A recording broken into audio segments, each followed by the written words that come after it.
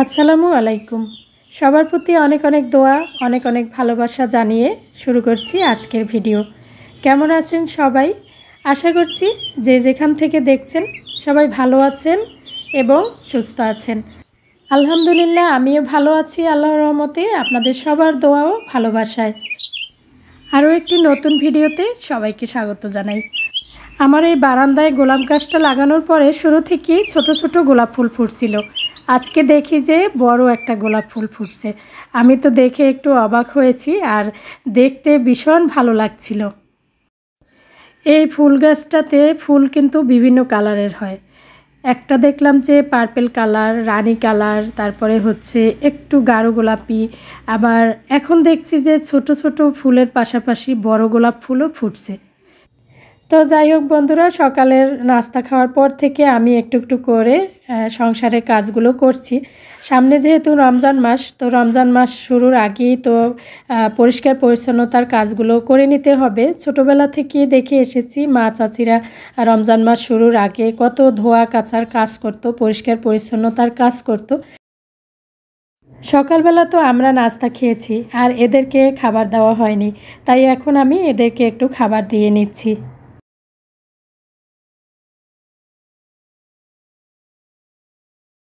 এর আগের ভিডিওতে শেয়ার করেছিলাম আমি কোথাও গিয়েছিলাম, তো কয়েকদিন ব্যস্ত ছিলাম। অনেক আপুরাই কমেন্টে লিখেছেন যে আপু কোথায় গিয়েছিলেন, আপু ঘুরতে গিয়েছিলেন নাকি। আসলে ঘুরতে যাইনি, ঘুরতে গেলে তো অবশ্যই শেয়ার করতাম সেখানের কিছু মুহূর্ত। জরুরি একটা কাজে গিয়েছিলাম। আর 2-3 দিন বাসায় না থাকার কারণে বাসার কাজ অনেক বেশি জমা হয়ে গেছে আমার কাছে মনে হচ্ছে। এই যে দেখুন, এদেরকে খাবার দেওয়ার পরে এরা কিন্তু লাফালাফি করে খাবার শেষ করে ফেলছে।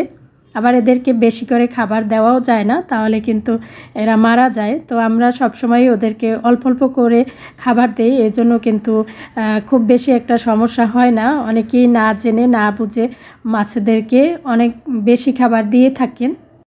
ওদেরকে আসলে নির্দিষ্ট পরিমাণেই খাবার দিতে হয়। মাত্র আর কয়েকটা দিন পরেই তো রমজান মাস শুরু হয়ে যাবে, আর এই মুহূর্তে প্রতিটা গৃহিণী কিন্তু ব্যস্ত সময় পার করছি। যে যার মতো করে কাজ গুছিয়ে নেওয়ার চেষ্টা করছি। রমজান শুরুর আগে তো অনেক কাজ গুছিয়ে নেওয়ার থাকে, আমিও তার ব্যতিক্রম নই, আমিও একটু একটু করে কাজ গুছিয়ে নিচ্ছি। আজকে হলো পুরো বাসাটাকে পরিষ্কার করার চেষ্টা করছি। যদিও এই কাজগুলো প্রতিদিনই করতে হয়, তারপরও রমজান উপলক্ষে একটু ভালো করে পরিষ্কার করে নেওয়ার চেষ্টা করছি, যেটা প্রতি বছরই করে থাকি। আসলে ছোটোবেলা থেকে দেখে এসেছি মা চাচিরা রমজান শুরুর আগে কত পরিষ্কার পরিচ্ছন্নতার কাজ করতো, ধোয়া কাচার কাজ করতো। আর এগুলো করতে কিন্তু ভালোই লাগে। রমজান শুরুর আগে সব কিছু পরিষ্কার পরিচ্ছন্ন থাকলে মনটাও অনেক ভালো লাগে।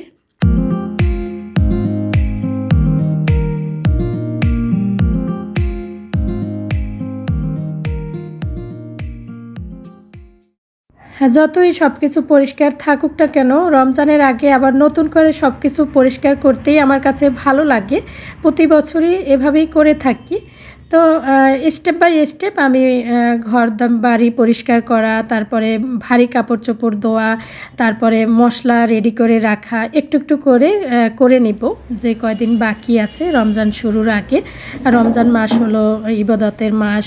আসলে রমজান মাসে বেশি বেশি ইবাদত করতে হবে। সেক্ষেত্রে যদি আগে থেকে কিছু কাজ গুছিয়ে রাখতে পারি তাহলে আমার একটু সুবিধাই হবে। আমরা অনেক সময় মনে করি যে রমজান মাস হলো খাওয়া দাওয়ার মাস, রমজান মাস হলো আনন্দ উৎসবের মাস। আসলে কিন্তু সেটা না। রমজান মাস হলো ত্যাগের মাস, ইবাদত বন্দেগীর মাস, আল্লাহর রহমত, বরকত, মাগফিরাত ও নাজাতের যাবতীয় কল্যাণ পাওয়ার মাস।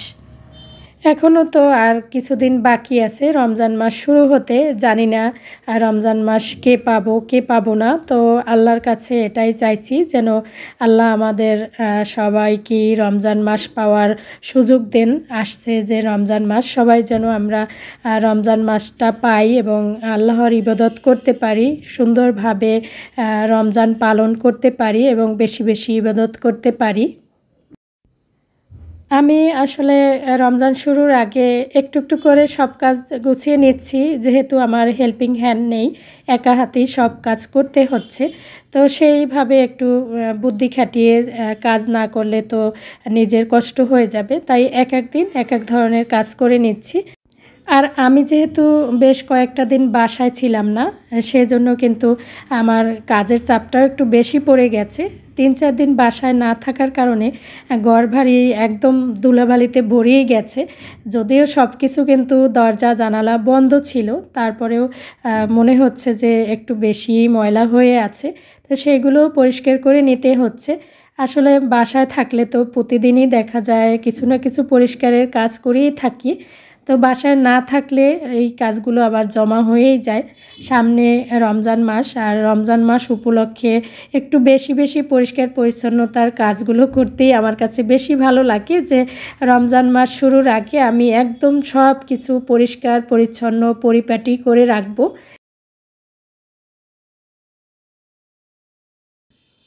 তো এই যে জানালাতে অনেক ধুলা জমে আছে, জানালার গ্রিলগুলো একটু ভালো করে পরিষ্কার করে নিই। জানালার গ্রিলগুলো যদি একটু ভিজা কাপড় দিয়ে মোছা হয় তাহলে কিন্তু খুব সহজে পরিষ্কার হয়ে যায় ধুলাগুলো। আজকে মূলত পুরো বাসাটাকে পরিষ্কার করার চেষ্টা করেছি, আমার সাধ্যমতো আমি যেটুকু পেরেছি করার চেষ্টা করেছি। এরপরে আবার রান্নাঘরটা একটু পরিষ্কার করব। আর ভারী কাপড়-চোপড় একটু একটু করে তো প্রতিদিনই ধোয়া হচ্ছে। একদিনে তো সব ধোয়া কাচার কাজ করা সম্ভব হচ্ছে না। আমার যেহেতু ওয়াশিং মেশিন নেই বা হেল্পিং হ্যান্ড নেই, অল্প অল্প করেই কাজগুলো করছি। এতে করে আমার একটু সুবিধাও হচ্ছে, কষ্টটাও কম হচ্ছে। আর কিছু মশলা রেডি করেও রাখতে হবে। তো অল্প অল্প করেই আমি কাজ গুছিয়ে নেওয়ার চেষ্টা করছি। আসলে রমজান শুরুর আগে যে পুরো রমজান মাসের সব কাজ গুছিয়ে রাখতে পারবো তা তো না। রমজান শুরুর দিকে যাতে একটু কষ্টটা কম হয় সেজন্যই কিছু কাজ গুছিয়ে রাখছি। তবে রমজান মাসের মধ্যেও তো অনেক কাজই করতে হবে, একদিনের কাজ না। আমাদের এই সংসারের কাজগুলো কিন্তু প্রতিদিনেরই। যতই বলি যে আজকে এই কাজটা করেছি পরের দিন আর করতে হবে না, তা কিন্তু না। আমাদের সংসারের কাজগুলো এমনই যে সব সময় করতে হয় এবং একই কাজ প্রতিদিনই করতে হয়। তো কাজ বাজ তো মোটামুটি অনেক গুছিয়ে নিয়েছি। ভাত বসিয়ে দিয়েছিলাম, ভাতটাও প্রায় হয়ে গেছে। আর এখন একটু পেয়ারা খেয়ে নিচ্ছি লবণ মরিচ দিয়ে। পেয়ারাটা অনেক বেশি মিষ্টি ছিল, খেতে বেশ টেস্টি হয়েছিল। তো আজকে হচ্ছে লাউ রান্না করব টাকি মাছ দিয়ে, আর সেই সাথে একটু মাছ ভাজি করব। তো কাজের ফাঁকে ফাঁকে আমি আবার রান্নার কাজও গুছিয়ে নিয়েছি, যেহেতু দুপুরের জন্য খাবার রান্না করতেই হবে। তো অন্যান্য কাজ যতই করি না কেন রান্নার কাজটা তো অবশ্যই করতে হবে। তো এই যে আমি এখন লাউ বসিয়ে দিয়েছি, আর অপর চুলায় মাছ রান্না করে নিব।